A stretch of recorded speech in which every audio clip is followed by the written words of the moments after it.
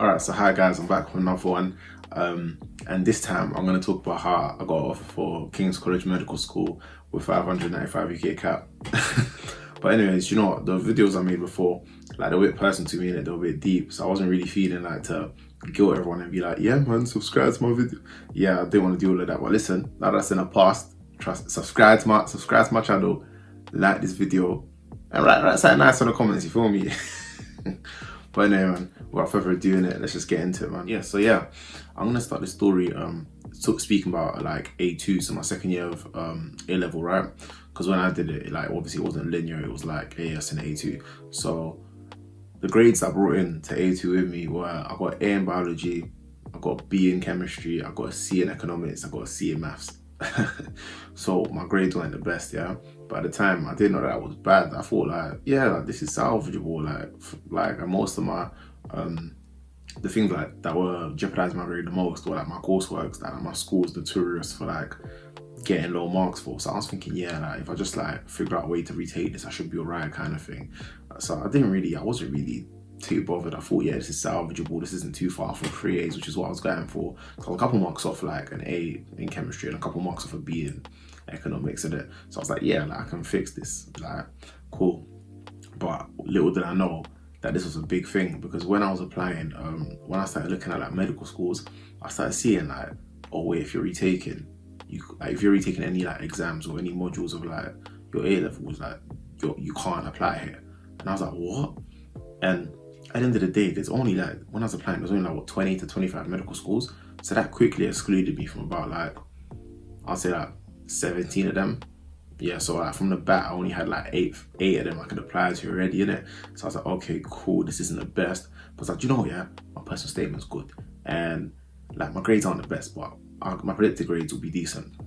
Yeah, so it's not really like they don't have to see my grade, they only see what I'm predicted, right? If you're retaking stuff, they just see what you're predicted. So I wasn't too worried. I was like, yeah, my UKCAT or my UCAT as they call it now, I was like, yeah, that's where I'm gonna have to shine, I'm gonna have to bang it. But see me, and I didn't understand. Like I was like, in my school, I think only 2 other people applied for medicine before me, or in my school sixth form, only 2 people applied for medicine before me.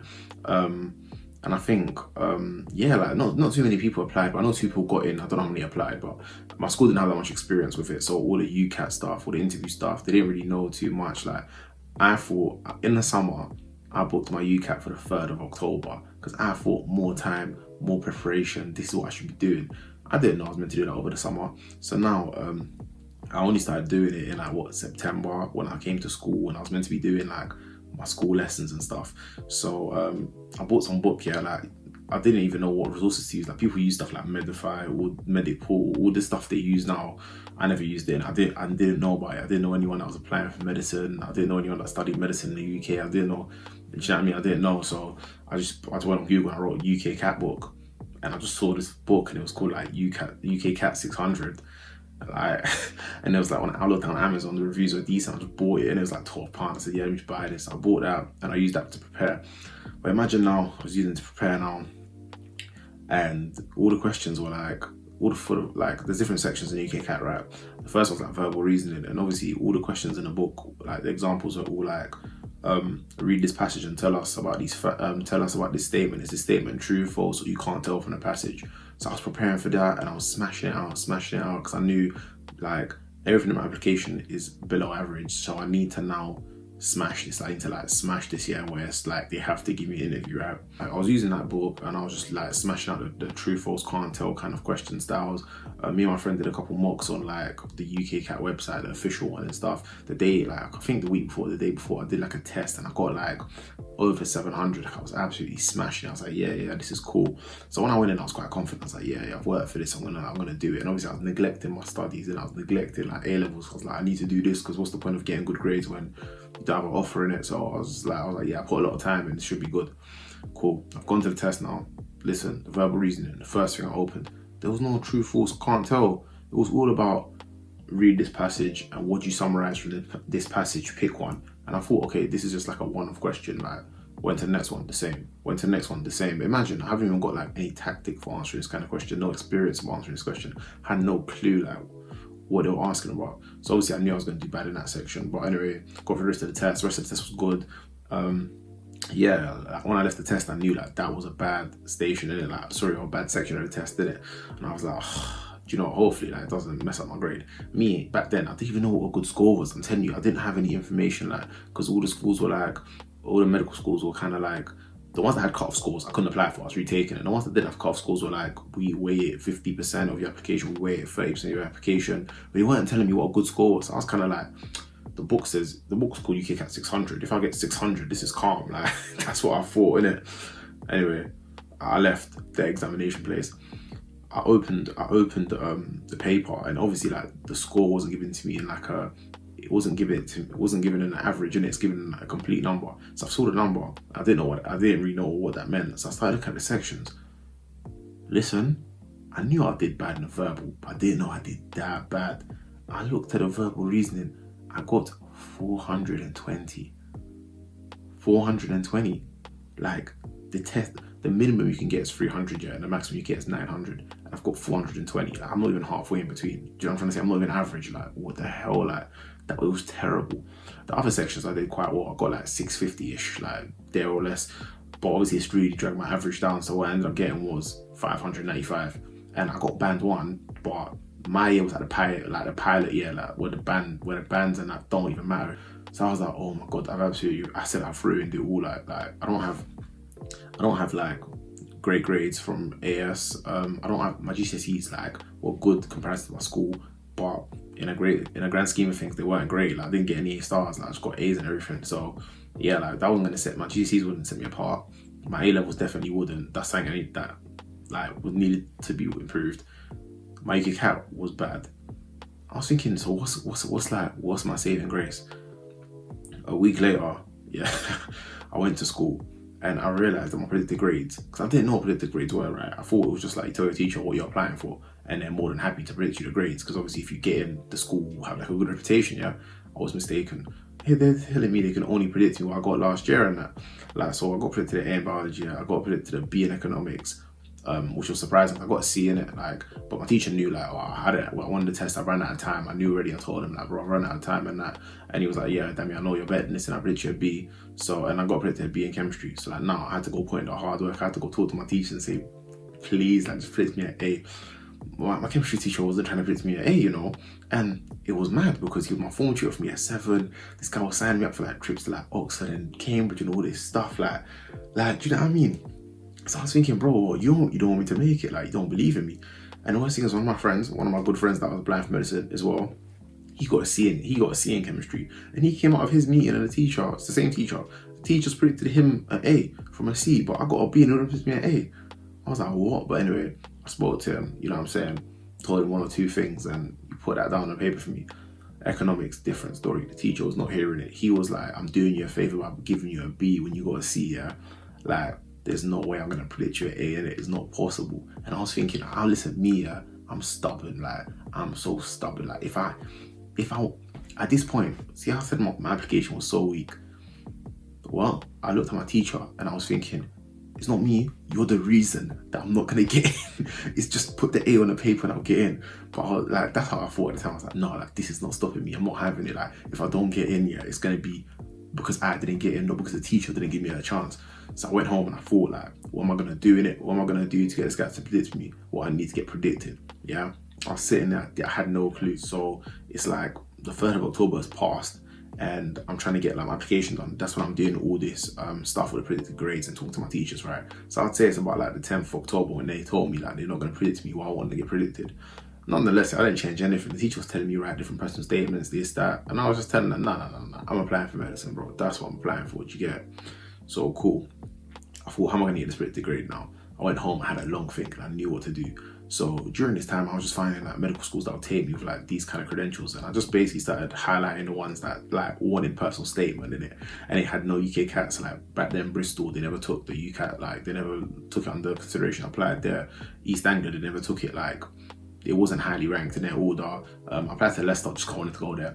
Then I applied to like the extended medical degree program at King's College, because like the course leader came to speak to us in my school, and they just basically said it's for like kids from like state schools and stuff, and it just basically Stuff like UKCAT's not taken into consideration that deeply, because it's like a lot of people that go to like independent schools and stuff, like they get help with it, or they can afford to go to like a like those courses and stuff in it. So they just kind of like anything you can pay for that's going to give you an advantage, they just kind of took it out of the equation to an extent, right?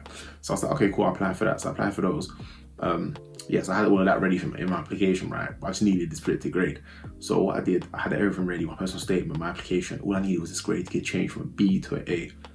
I went to my economics teacher and I took that book with me, the UKCAT 600 book. I took it with me and I told him, sir, I knew like I missed a lot of lessons because I was doing this admissions test, like it's important. It was so important. And I was like, yeah, but you know what? I ended up smashing it. Like I absolutely smashed it. Like, I'm in the top like 10% or something. I just told him, and he was like, what is that, seriously? And obviously I've got 595, but the book here, I'm gonna put a picture of the book in it, but the book here, it's called UKCAT 600, isn't it? Because it's got 600 questions in it, not because 600 is like the perfect score. But I told him that the test is out of 600 and I've just got 595. So this guy thought, like, he must have thought I was a genius. Like, I was like, yeah, sir, trust me, like, I banged it. Like, if you just give me an A, I'm gonna get an offer. Like, like, trust me. Like, and he was just like, oh, damn it, you know what? Yeah, like, I have to give you a chance, and I have to give you a chance. Obviously, I don't want to lie to him, but at this stage of my life, yeah, this was life or death. Do you know what I'm trying to say? This is make or break. This is like everything I worked for my whole life academically. It's like, this is what it's coming down to. As I said, yeah, if I don't get in, yeah, it's on my own. It's because of my own accord, innit? Even though my grades are on my own accord, innit? But like, if I don't get in, it's not because someone didn't let me apply. Feel me? But anyway, changed the grade for me. I submitted my UCAS. As you can tell, this was a dramatic day. I submitted my UCAS 2 minutes before the deadline, bro. 5:58. Like, the teachers was in school with me till 6 o'clock. Yeah, like me submitting my UCAS, like, it was mad. I didn't even have my GCSE grades in there or anything, because the day they done that at school, I wasn't there. So literally one of my boys was on my UCAS, yeah, flipping, writing my grades in, and I was there finishing my personal statement. And like my personal statement, because I was doing everything so late, like there was mistakes in it, paragraphs like shouldn't have been like this, or they shouldn't have full stop. It was just crazy, like. But anyway, man, I got that sent. Cool, I was waiting. I'm waiting for stuff now. And at this point, I wasn't too optimistic because I came back down to earth, innit. My teacher gave me the A prediction. I was like, yeah, like calm, I've made it. Then I realized, oh wait, no, they still have to accept me, and my application's not good. So I humbled myself a little bit, and I was like, alright, cool, let's wait and see. I wasn't too optimistic.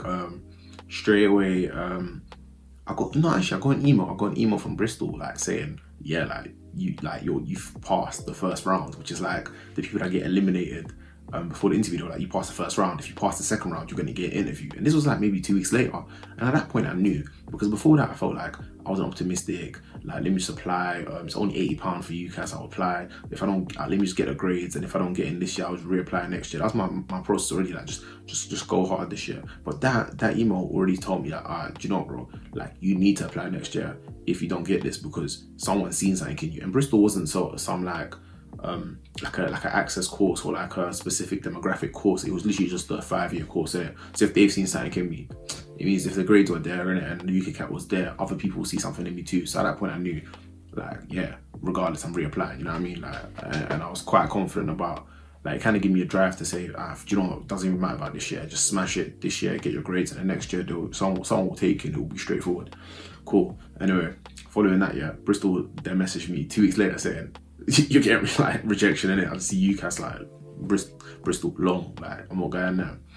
And it was mad because I was actually in the barbers, yeah. I was in the barbers, like waiting in the queue, and I got an email saying I got rejected. And I was next in the barbers. I was literally in the barber chair, screwing up my face for like 10 minutes, like. And the barber was looking at me like he's doing my hair wrong. I was like, nah, man, it's not you. I'm just having a bad day, kind of thing. But yeah, man, that was a funny story. But anyway, cool. East Anglia then rejected me. Leicester rejected me. This is all before Christmas. Like, it's not even got to Christmas, them lot were rejecting me now. So I'm thinking it's just me and Kings. Like, it's actually just me and Kings. And obviously I told you I'm reapplying in it. Like, if I don't get in, there's no way I'm doing biomed. I didn't want to do that. So I thought in January I was like, oh, it's just me and Kings. Like, let's hope for the best kind of thing.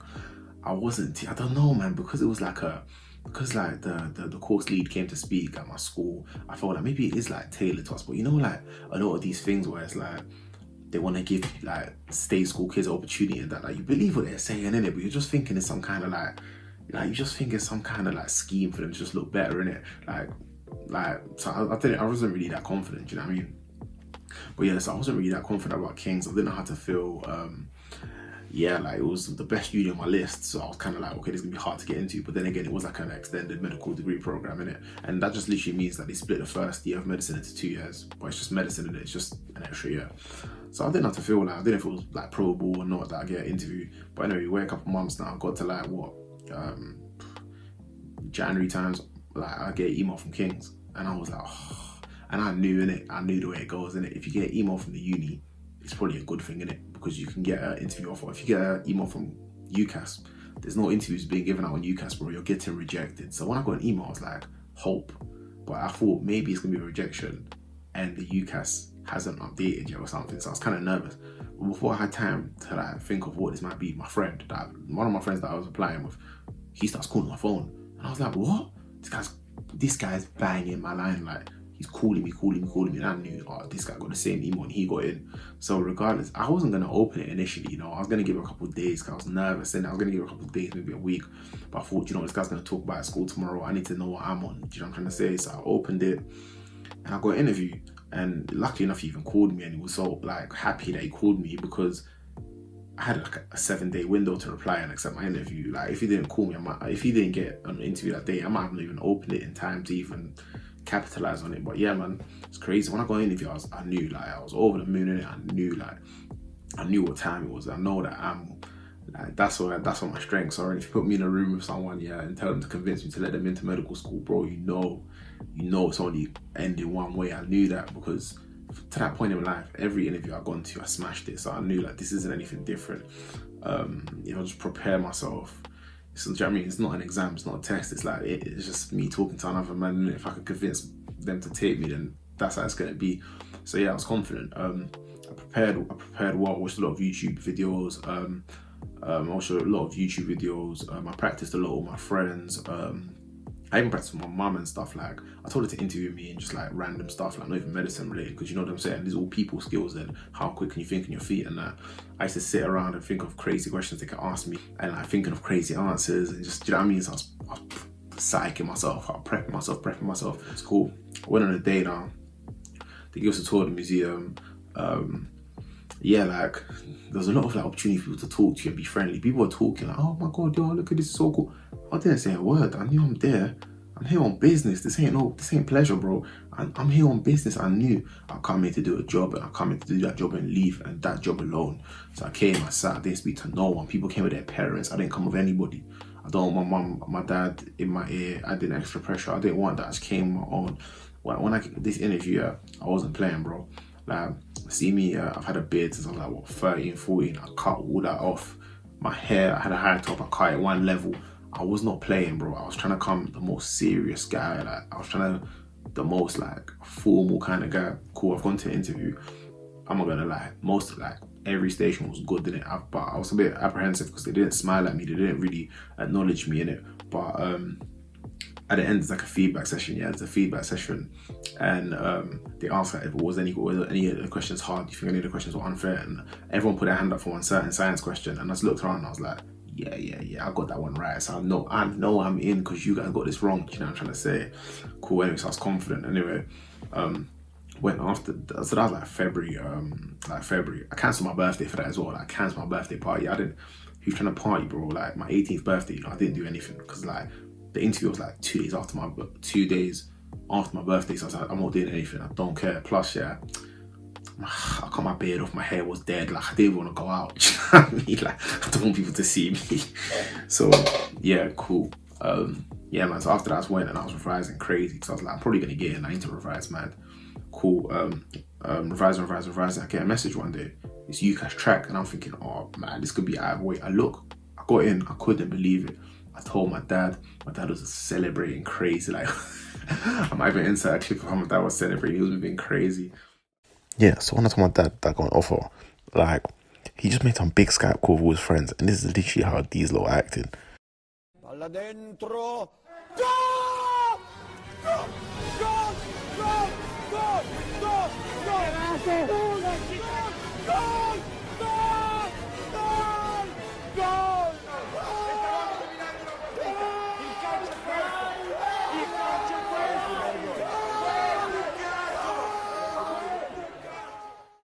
as you can tell, that man were very, very happy. Anyways, man, back to the story. Crazy. Yeah, man, I was happy. Like, literally, I was over the moon in it, but I knew there's still work to do in it. I called my boy, the one that called me when he got an interview. I called him like, "Oh, did you get offer?" And he was like, "Nah." I was like, "Oh, right, it's very awkward, innit?" I was like, "Right, okay." I thought they were gonna call us on the same day, innit? He's like, "No." I was like, "Don't worry, bro. They ain't rejected you. Still calm." We had a little thing back then. We used to go when someone got an offer. We used to go Casper's, innit? Casper's was fraud. We used to go there celebrate, but obviously I called my two friends. They didn't get in, innit? So, well, they hadn't been rejected, but they hadn't been accepted, innit? So there was no Caspers in it. I'm not going Caspers on my own, do you know what I'm trying to say? Like, but yeah, anyway, so at that point I knew, like, do you know what, you got everything you wished for in it. This was even unlikely for you to get this kind of thing. You can't let this slip. I started revising like a madman. We used to play, I used to live on the block I used to live on, yeah. We used to play football in a cage downstairs, innit? All my friends used to come to my house after school, leave their bags. We used to go downstairs and play football. Imagine us taking it so seriously. I was revising so hard, yeah. These all used to come to my house to leave their bags in my house to play football in the cage outside my house, but I was not there. I was inside my house revising. That's how serious. Because to me, when I got that offer, I even thought, yeah, is this a mistake? Like, did these got mess up? Like, if this is a mistake, I don't care. Like, because I'm accepting this tonight. Like, if I accept this and reject everything else in it, because obviously the other unis like sent me those offers for like if you want to do a different course. So I was like, if I accept this tonight, there's no way these guys can take this away because I've already kind of done it in it. Cool. So I was thinking this is a mistake. I was like, I need to seize opportunities a once in a lifetime opportunity in it. So I was rising hard, but you know what? I messed up, man, because when I was rising hard, I was burning myself out. Like, I felt like I was drowning in the work. I'm doing the work, yeah. I'm doing the work, but I feel like I'm drowning, bro. Like, I'm doing the work and I don't feel like nothing's going in. I'm just doing it because of guilt. Like, I was telling myself some mad toxic stuff. I was telling myself like the decisions you make today will affect your life forever. So I was just like, which I'm not gonna lie, it's a true statement, but I don't know if you're meant to like say that to yourself every day, innit? But yeah, that's how I was just revising crazy. I was just moving mad. Like, I was just like 10 hours, 12 hours. I was just putting it in, do you know what I mean? When it came around to exams, yeah, as I said, I was so exhausted, innit? I was more revising out of guilt of not revising rather than revising to learn, do you know what I'm trying to say? And I feel like maybe I could have done more. I could have done things better and addressed the like weaknesses I had or do more questions or whatever, rather than just spamming this book out. But like I'm saying, it meant so much to me. I was just kind of tunnel visioned and I just wanted to say, do you know, I'll just do it all. Like, forget specific, I'll do it all, do you know what I mean? But yeah, cool, they offered me ABB. So it was like a thing of, I got ABC last year, so this is just do a bit better in economics and then just repeat what we did last year. But yeah, for me, like the reason I even did bad in economics was because I had like problems with like extended answers in it, all the way like dating way back from like secondary school, like primary school. I never used to like long written answers, but obviously now economics was an essay subject. Biology in A2 they added like a 25-mark essay, and obviously what happened was I ran out of time. Biology way more than economics. Economics was like I didn't run out of time that much. Like I finished it, but I could have written more. Like it wasn't that drastic. But in biology I really ran out of time, and it really made me nervous over the summer, because I was like, do you know what? Yeah, I did well in the first one, but the second one I ran out of time, and I'm not going to get an A. They wanted an A in biology or chemistry. And chemistry, I did some different example, the OCRB, so it's like some example that only 10 schools in the UK do or something, yeah. And like the exam was so hard, yeah. Like it was on the news. The year I did it, it was on the news, yeah, because they misprinted a question and there was like a triangle and there were like two unknowns. So like you can't work out. It's meant to be one unknown in it. You can't have two different X's. Like anyway, regardless. So I was really nervous because like me getting an A in something is probably going to be biology alone in it, because as soon as they offered me ABB, I cancelled all my retakes for like chemistry and that, because what was the point now? I just need to focus on doing well and what I've already done well in. But yeah, like results day came round and I was really nervous, yeah. And I remember I opened track in the morning before I went to like school, because I knew like emotion I couldn't take it in front of everyone if I didn't get in. So I opened track and I just see I've been accepted. I was happy for a second. I realized, oh wait, it's my insurance accepting me. I was like, oh my god, I didn't get in. Like it was mad. Like my heart dropped. But I just told myself, do you know, bro, don't worry. Go school, get your grades. You can remark that in it. Like if you're close, you can remark that. I went to school. I opened my grades. Yeah. Do you know what I got, bro? Do you know what I got? I got BBC, mate. Like that's what I got. That's worse than last year. That's not even. I'm even one grade off. I'm 2 grades off, bro. Like Do you know what I'm trying to say? How am I gonna remark this? But to be fair though, I was close in both the ones that I was off. I was close. A couple UMS, I did actually remark it, but on the day, I felt terrible. I literally just went home and I slept. And when I woke up, I had a 40-degree fever. I had a 40-degree fever. Yeah, like bro, like I couldn't move. I was literally telling Siri to call my mum and that because I couldn't move. It was mad. Like, it was mad. But yeah, so it's crazy because the reason, like, I'm gonna talk about the time I obviously got in, but I've done 2 admission cycles and it can't fit in one video. But I just even wanted to mention this because I know that. Yeah, I know it's time for everyone's like sent off their applications for medicine and stuff, and everyone's always in the student room asking, is this good enough? Is that good enough? Am I gonna get in? And there's a lot of toxic people on there telling you you're not gonna make it. So I wanted to just put this story out there so you can see, like, listen, I didn't really have that much. My resume wasn't that strong. It wasn't strong at all, really. And I got all the way to like the stage where if I would have got my grades, it was literally up to me, innit? It's not up to the uni. They told me yes. I messed out for myself. Do you know what I'm trying to say? Things I could have done better. But I just wanted to, like, other people that are like maybe worried or you've got some rejections already, like, don't worry. Do you know what I'm trying to say? Like, there's no need to panic. Like, if I can get an offer in it with what I had, I'm sure you can get one too. But anyway, yeah, man, don't worry. The next video is going to be on the admission cycle when I actually did get in. And that one's quite interesting because the time I got in, I didn't even get my grades. Like, I didn't make my offer. To this day, I haven't retaken those exams. I haven't got my offer. They just let me in because my interview was that good. So, as I said earlier, subscribe so you don't miss that one. But don't worry, I'll see you on the next one.